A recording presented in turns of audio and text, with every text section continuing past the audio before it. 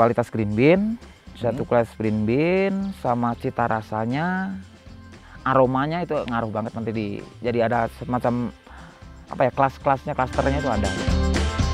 Minimal kita ambil aja 2 kilo lah per pohon ceri gitu, 2 kilo ceri. Ya kalau kita punya 3.000 pohon paling tidaknya 6 ton. Wah, kayak gitu. Buset.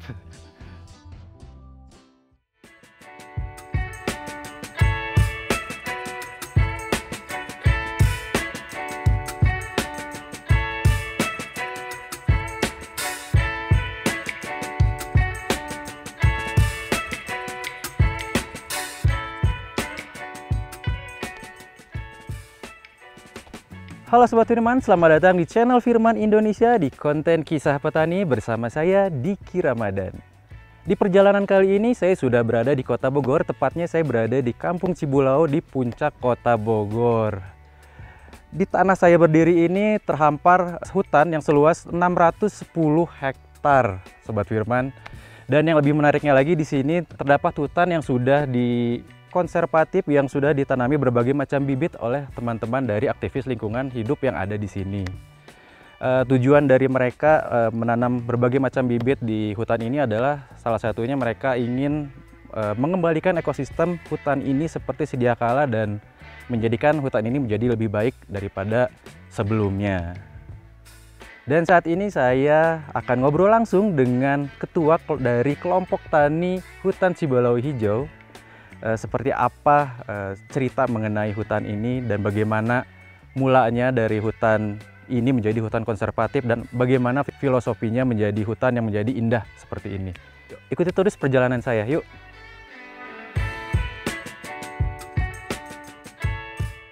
Halo Pak. Halo juga. Ya, apa kabar Pak? Baik. Ya Sobat Firman, sekarang saya sudah berada dengan ketua dari kelompok tani hutan Cibulau Hijau. Oke. Pak, boleh sebelum kita ngobrol nih, Bapak Iya. mungkin bisa berkenalan dulu dengan penonton kita di sana, Pak. Oke. Perkenalkan, nama saya Kiryono, biasa dipanggil Yono. Kebetulan saya diketuakan di kelompok tani hutan Cibulau Hijau. Oke, Pak Yono, Iya. sebagai ketua nih ya, saya mau nanya tentang dari hutan konservatif ini ya. Iya. Yang saya tahu kan hutan ini tuh luas banget ya Pak ya. 610,64 hektar. 610,6 Iya. hektar. Ini tuh yang ada di sini tuh sebenarnya itu ada apa aja Pak dengan seluas itu tuh Pak? Seluas itu kita udah masuk di perhutanan sosial. Kita berbagai kegiatan selain penanaman kopi. Kita juga kopi juga ditambah-tambah lagi pohon pengeras, pohon naungan.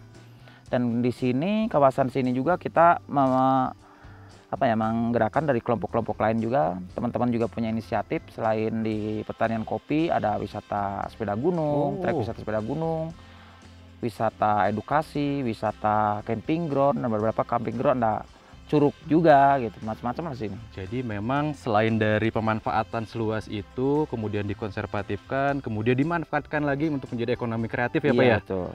Luar biasa sekali Pak.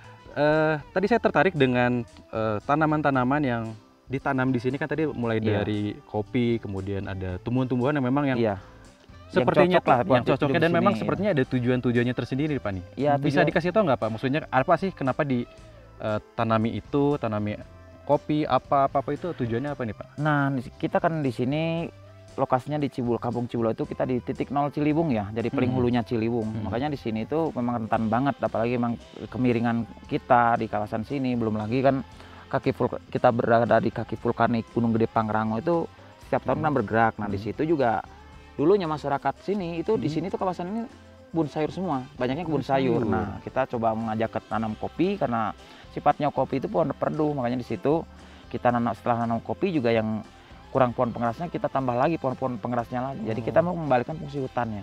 Oke, itu menarik banget ya Pak ya.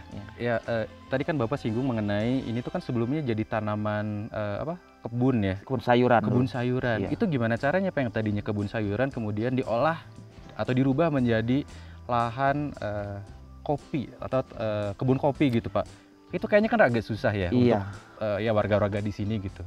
Ya memang masyarakat sini kan dominan, kalau dulu kan mayoritas petani sayuran ya. Makanya memang waktu itu sebelum kita mulai ada kelihatan dari keberhasilan, itu susah banget untuk ngajak nanam kopi, apalagi memang kurang paham lah tentang budidaya kopi. Maka itu kita juga bukannya merubah ya, tapi mengajak secara tidak langsung dan berangsur-angsur gimana caranya yang tadinya cangkul sekarang tanamin kopi. Jadi tanam kopi juga ada pohon naungannya. Makanya kayak ini kan sudah mulai kayak hutan lagi lah. Oke. Berarti Pak emang butuh waktu nggak sebentar ya? Betul sekali. Dan sepertinya kalau saya lihat Bapak kan sudah pengalaman di bidang kopi ya? Iya. Bidang di kopi, kemudian dengan selama range dari tahun berapa Pak? Kalau boleh tahu mulai ini Pak? 2008 hingga sekarang. Menurut saya nggak mungkin kalau Bapak cuman hanya bertani atau mengolah aja. Saya pikir pasti Bapak mempunyai banyak prestasi di samping itu Pak. Ya. Saya juga dengar lah dari teman-teman petani lain juga Pak. Alhamdulillah sih kalau prestasi mungkin bonus ya, yang kegiatan kita dari awal itu yang benar-benar kita itu niatnya ikhlas lillahi ta'ala ataupun kita itu berbakti kepada alam. Itu ya ternyata bonus-bonusnya itu di luar perkiraan kita semua gitu. Salah satu itu juga ya apa yang kami lakukan di sini jadi motivasi juga buat masyarakat yang ada di kawasan sini juga. Dan tujuannya kenapa kita lebih sekarang mengarah ke ekonomi, ya memang kita berbicara ke arah konservasi itu memang nggak harus ada dua hal yang kita angkat. Satu, sosialisasi berkelanjutan terhadap masyarakat tentang pentingnya hutan. Nah, keduanya juga peningkatan ekonomi kreatif. Nah, itu yang harus kita genjot juga. Baru kita bisa melakukan konservasi lebih real ke depannya. Dengan tujuannya setelah ada pengembangan ekonomi lain, ya masyarakat itu regenerasi yang akan datang itu syukur-syukur bisa berpendidikan berjenjang tinggi lagi. Oke. Jadi dengan adanya edukasi seperti ini diharapkan dengan ya maksudnya pengembangannya bisa jauh lebih maju lagi, lebih advance lagi mengenai jadi nggak cuma bertani saja, berkebun saja. Ternyata banyak potensi-potensi lain kalau misalnya kita tahu edukasinya itu sangat bermanfaat sekali ya Pak ya. Bahkan untuk hutan sekalipun jangan sangat bermanfaat gitu ya. Betul. Oke. Pak kalau boleh tahu nih Pak di hutan ini untuk tanaman kopinya sendiri ada berapa hektar yang untuk dialokasikan? Kurang lebih buat masyarakat itu kita yang dialokasikan buat pertanian kopi itu 250 hektaran. Dari 610 itu 250 hektaran yang kita dibuat khas hutan alam sekunder karena dia struktur tanah juga kemiringan juga nggak menyakup nggak mumpuni buat ditanam kopi, dan ada beberapa varietas ataupun pohon endemik sini yang dia sifatnya monokultur, dia nggak mau berdampingan juga, dan di situ juga kita banyak dibikin hutan khas. Jadi memang ada strateginya ya Pak ya? Nggak menghilangkan hutan aslinya, jangan sampai hilang, karena itu suatu saat regenerasi itu jangan katanya saja ada hutan itu. Iya, berarti sustainability lah ya, iya. Jadi terus berkesinambungan lah gitu. Betul. Jadi hutan ini bisa dimanfaatkan, maksudnya bisa bermanfaat sampai masa depan, sampai jauh ke depan ya. Oke Pak, saya mohon izin sebelumnya Pak ya. Iya. Dengan luas seperti ini, boleh nggak saya untuk jalan-jalan ngelihat beberapa kebun kopinya itu Pak? Boleh, silahkan. Ayo kita sambil jalan. Kesana Pak ya? Oh iya. Oke. Ayo Pak, mangga Pak.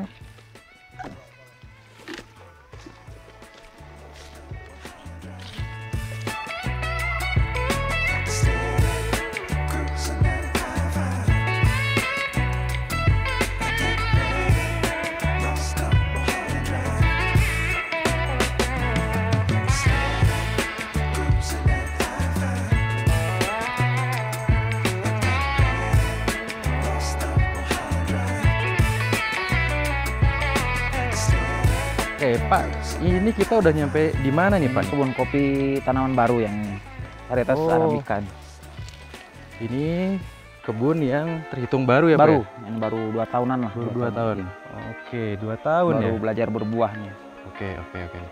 Ini baru 2 tahun berbuah, memang idealnya sih Pak berapa lama sampai berbuah dari mulai tanam? 3 ya, 3 tahun itu berbuah agak normal biasanya. 3-4 tahun itu udah mulai normal. Oke, dan itu setelah 3-4 tahun, setelah panen, itu sampai panen berikutnya 3 tahun lagi Pak? Atau 1 tahun? 1 tahun? Per 1 tahun panen. Per 1 tahun. Iya. Pak, kalau misalnya boleh tahu, untuk satu kali, ini kan satu blok, ini kira-kira luas berapa ini? Kalau sini sih kawasan sini sebenarnya luas, jadi ke belakang sana tuh kopi semua ya, ke bawah sana, ke atas sana banyaknya kopi. Cuman kita harus naik ke sana kali ya? Hutan, iya. Oke, Pak kira-kira kalau udah sekali panen lah, kalau panen gini berbarengankah atau parsial? Jadi ini sih biasanya satu-satu, dan ini juga panennya kan biasanya rotasi. Dan biasanya tiap minggu dia ngambilin masyarakat, panen setiap minggu. Panen tiap minggu, tapi dalam jangka waktu 3-4 bulan lah masa panennya. 3-4 bulan. Oke Pak, kalau merawat kopi sebanyak Iya. ini, seluas ini, kira-kira ada kesulitan nggak sih Pak? Ya kalau kita menyimbangkan dengan kemampuan masing-masing ya. Jadi nggak mesti kita tuh per orangnya 2 hektar semua tuh nggak. Ada yang 1 hektar, ada yang setengah hektar, kemampuannya 2 hektar, ada yang 3 hektar juga. Jadi tergantung lagi kepada orangnya masing-masing. Oke, terus kalau secara tanaman ini sendiri, ini apa jenis apa nih Pak? Ini Arabica, varietas Arabica. Arabica. Nah, di sini memang titik untuk pembelajaran kami juga, makanya di sini beberapa varietas nih di sini. Varietas itu sepertinya Ada yang apa ini aja nih, Pak? ada Sigara Rutang, ada Yellow Catura, ada tip apa? Ada Lini S, Oh beda-beda ya Pak ya? ada P88. Di sini beberapa macam varietas. Dan di sini juga salah satu nanti buat pembelajaran kami karena dekat rumah. Nanti paling cocok itu misalnya di tanah kering atau tenaga basah itu ntar kita belajar ke arah situ juga. Oh Gitu. iya ya, sambil mencari potensi yang Iya, paling potensi maksimal yang paling gimana maksimal ya? betul. Oke, wah enak. Iya sih dengan lahan sebanyak ini, seluas ini sih enak-enak aja ya. Iya. Tapi Pak, kalau tanaman ini sendiri, Arabica ini, itu ada musuhnya nggak sih kayak semacam hama atau apa? Jangan sampai lupa Arabica apa? memang agak rentan ya, rentan juga. Dan mungkin ada beberapa varietas yang memang kita nggak terlalu banyak dibudidayakan. Ada salah satu juga hama di sini yang menyerang itu salah satu ya karat daun. Cuman dia menyerangnya di beberapa jenis kopi, apa varietas kopi Arabica itu salah satunya di Tipika ya. Di Tipika rentan banget sama karat daun. Nah, kalau yang lain sih nggak terlalu ya. Tipikal ini es biasanya agak sering banget kena hama karat daun. Tapi untuk yang lain nggak terlalu, hamanya nggak terlalu banyak. Iya iya. Apalagi kalau robusta lebih bandel lagi. Oh iya iya. Tapi secara hama tidak begitu mematikan ya. Nah salah satunya kalau di sini ini apa namanya? Kabut ya. Ini salah satu nih hasil kabut kemarin, musim kabut kemarin. Ini pucuk muda itu pada mati. Daun apa? Tunas muda itu dia sampai busuk kayak gini. Makanya 2 tahun ini kita gagal panen tuh gara-gara memang kabutnya terlalu ini juga, sama curah hujan terlalu tinggi, kabutnya juga tebal terus gitu. Oh, jadi mengaruh ya, Ngaruh jadi banget gampang ya. busuk ya. Iya, Oh iya iya iya iya. Jadi alam juga memang mengaruh banget ya. Terus Pak, cara ngebedain di luar sana kan banyak ya Iya. yang jual kopi, varietas kopi. Buat saya yang awam ngebedain ini bibit, bukan bibit, maksudnya biji kopi yang Iya. premium, yang baik atau dengan yang biasa aja lah. Iya. Itu ngebedainnya dari apa sih Pak? Satu dari ini ya, kualitas green bean, kualitas green bean, sama cita rasanya, aromanya itu ngaruh banget nanti jadi ada semacam apa ya, kelas-kelasnya, klasternya itu ada gitu. Gitu. Nanti Iya. kita coba mungkin apa ya? Boleh sih. Siap. Oke. Terus Pak, kalau untuk sekali panen Pak, sekali panen itu kira-kira bisa berapa banyak Pak untuk misalnya per minggu lah Iya. gitu? Kalau Berapa tahun? panen per tahun setiap kali panen, kita bisa ngitung kalau udah produksinya udah bagus, sekitar di umuran 3 tahun itu minimal kita ambil aja 2 kilo lah per pohon ceri gitu, 2 kilo ceri. Oh, 2 Ya kalau kilo. kita punya 3.000 pohon paling tidaknya 6 ton Wah. kayak gitu. Buset.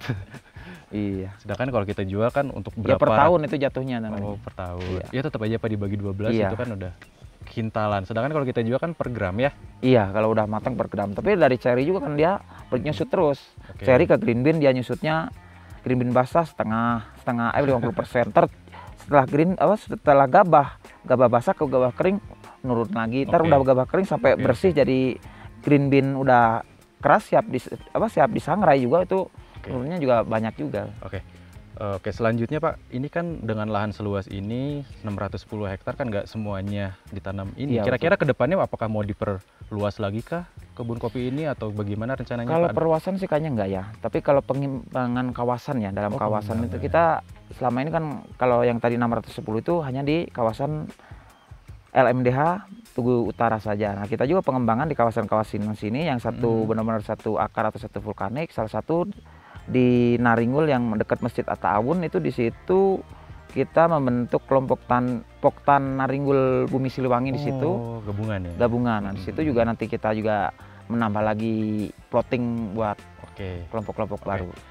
Oke Pak, nih pertanyaan terakhir Iya. Pak. Untuk outputnya sendiri Bapak ini kan dengan luas lahan ini, panen sebanyak itu, sudah pasti ada brandnya Pak ya? Ada kopi Cibulau. Kopi Cibulau. Kopi Cibulau.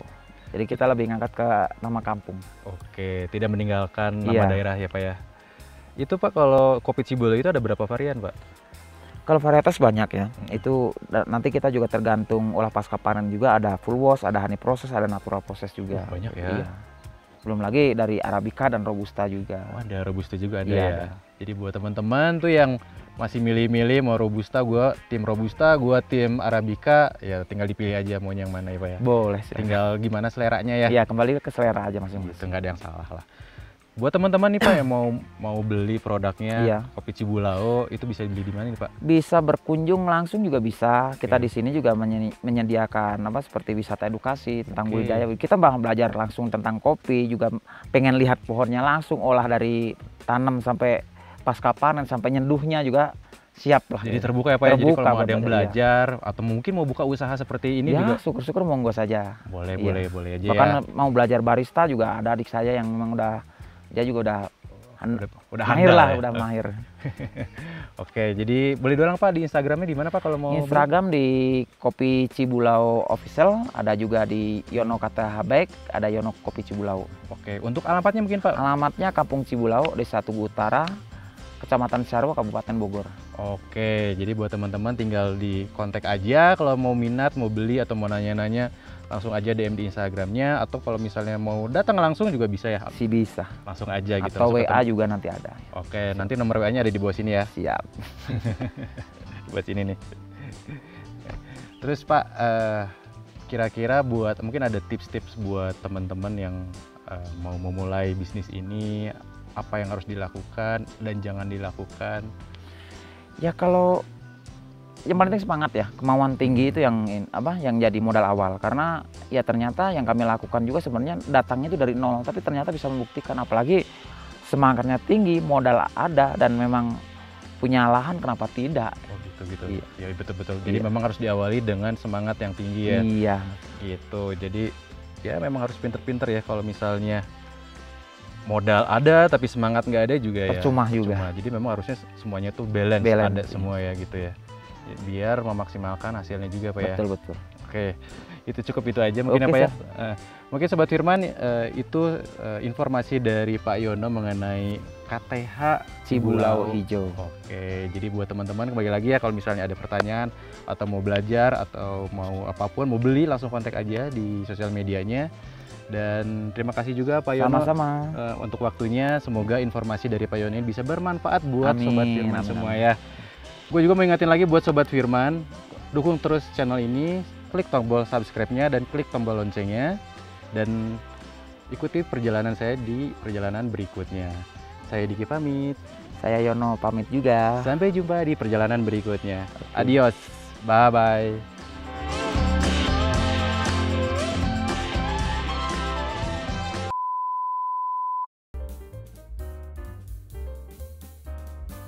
Alat ini sangat efisien, sangat membantu kami untuk melakukan pembenihan seperti kita nabur benih segala lebih efisien buat para petani. Salah satunya kami juga melakukan pembenihan di atas lebih gampang lagi, kita nggak usah jongkok-jongkok lagi.